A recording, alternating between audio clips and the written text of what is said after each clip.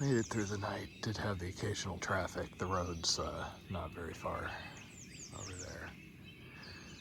Currently trying to get my coffee down, and then I'm gonna sneak out of here. So the road's right over there. There's a house over there. You can see its lights. Almost went back there, but that almost seemed a little too developed or maintained, and this kept me not visible from the road. And then I got more farm stuff there. That literally caught me with my pants down. Did I mention this area that I'm in that I had to bushwhack around in right around dark is basically a mud bog filled with thorns. I hope I didn't put any extra holes in my tent. Plus side of having camps where I don't feel very secure, I do get going earlier than usual. So as far as that thing yesterday, I got to the power plant area and dove off into the bushes. There was somebody sitting around in a car. I thought I was out of view of him, but in retrospect, he was probably expecting to see me further down the road. And it looked like a little further down, there was private land that some people were living in a trailer and working on. And as near as I can piece together, one of them saw me, called the others. I could kind of hear scraps of them talking. And then they were driving around looking at the woods. So this is partially why I always sit for a while when I'm stealth camping. Give it about 10 minutes, because last thing I want is I have all my stuff set up and I have to break it down. And if I've got a bad vibe about a campsite, I just move on. And I wasn't that secure or hidden where I was. I then spent the next hour or so really hoping to find somebody home who I could ask, hey, could I just set up in the corner of your yard? But once again, that's harder than you think at the end of the day. That's the area I was in.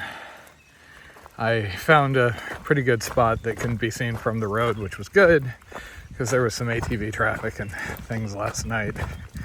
This morning, the rain started early, stopped. I thought, oh, okay, that's the one rainstorm. And then just as I had broken down the tent, as I was doing my morning business, it started just dumping. Huge drops. I had to scramble to get my rain jacket.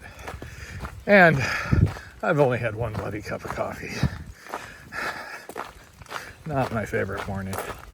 Today is also not quite the slam dunk I had thought it would be. There is a hotel option. That might be a little early for my daily. And unfortunately, the rail trail looks to be a little further than I expected. I got to get through Clarksville and things like that. Granted, my mileage is going to be off because the route actually goes around Clarksville. And similar to DC, when there is an alt that goes through town versus around, I kind of want to walk the town. Something kind of neat about just getting to experience that.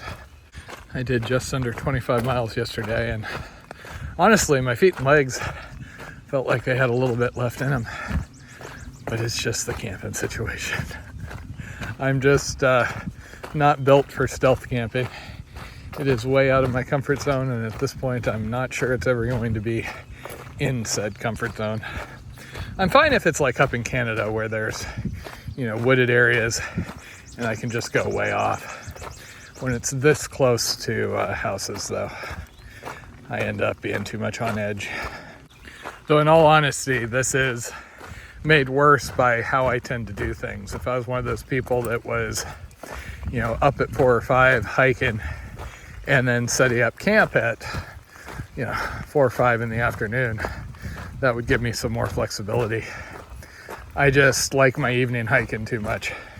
And obviously videos, etc. I'm busy in the morning and I need time in the tent. I can't do those in the evening. I'm too tired. I'm too sick of what I've just been going through most days.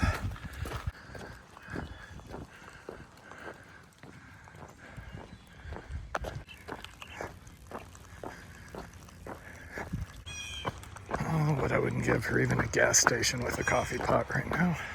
Never seems to fail. Plenty of spots when I don't need them.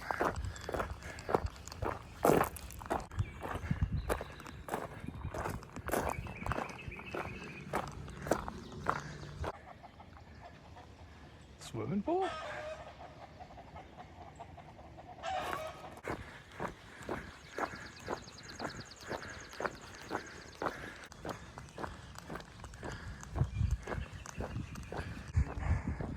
The number of times I've had to explain my trail name and website name and get less than thrilled looks on here has me laughing / cringing.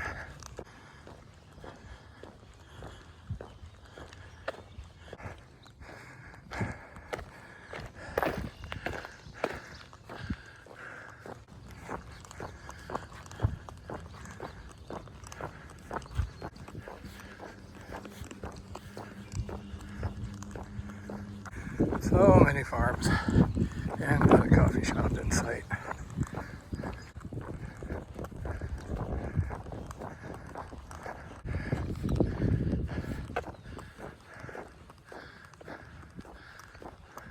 That guy came out, chased me down to give me a thing of water. So that was an interesting conversation. He was saying the FBI fingerprinting facility is off to my right somewhere. He was also saying they used to see people doing this trail all the time and then they just stopped. I kind of suspect the route goes straight through here. I mean, there's posts up with the ADT logo and everything. But at least looking at what others are doing on social media and hearing from a couple of trail angels, a lot of people are taking shorter routes wherever they can. And so they would probably bypass some of this. I mean, a lot of my mileage struggles today are because I'm going into downtown Bridgeport and then coming all the way up to some sort of a mall and then dropping down into Clarksburg. Jogging friend from earlier just drove by and gave me a sparkling water. Jen would approve. She drinks this stuff primarily. I'm the one addicted to Coke Zero when I let myself have it. I did do one with one of my old employers. Okay. This is gonna be fun.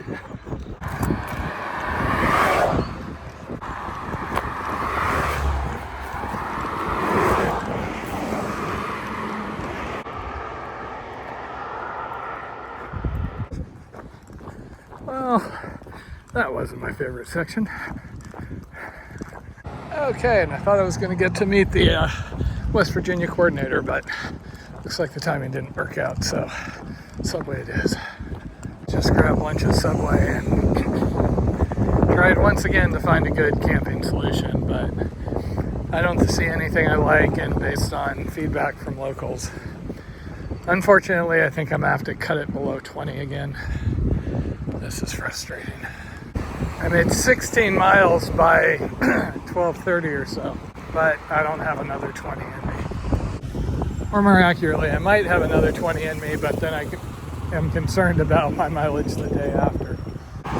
So there's a Super 8 for $60 across town along the route, and then I should be able to make it to the rail trail the following day, and I'll resupply at Salem.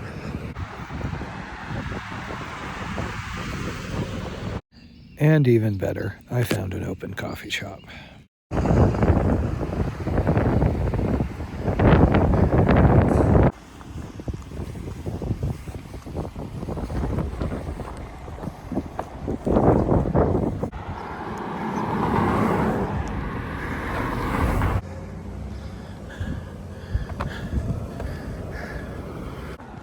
Just had somebody offer me a ride. He pulled over and then asked where I was going. I said San Francisco, and he asked if I wanted a ride. There's a vastly underrated TV show from years ago called Strangers with Candy. Every time I see a car wash, I cannot help but think of the episode where the principal was insisting that they have the girls out there in bikinis while it was like -12, because nobody's coming to a car wash without bikinis. There are crazy people in this city. They put the elementary school, the high school, and the middle school all on the same strip. That has got to be hell during normal school hours. Not to mention, that's a lot of years to just be stuck in the same part of town. Jen laughs at me because to me, hell is having to do the same thing day after day after day. She also finds it somewhere between sad and hilarious that the first time I ever got detention in school, it's because I enthusiastically ran through a puddle. That guy earlier mentioned it was 80 some degrees. No wonder I'm sweating like crazy.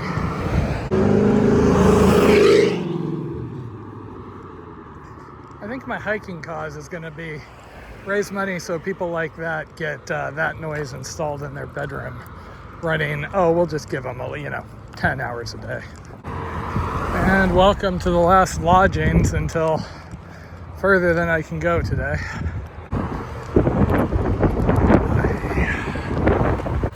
And welcome to the continued adventures of Matt Jaywalks Across America. And welcome to my enforced campsite. None of the attempts to contact churches, etc. paid off, so here we are.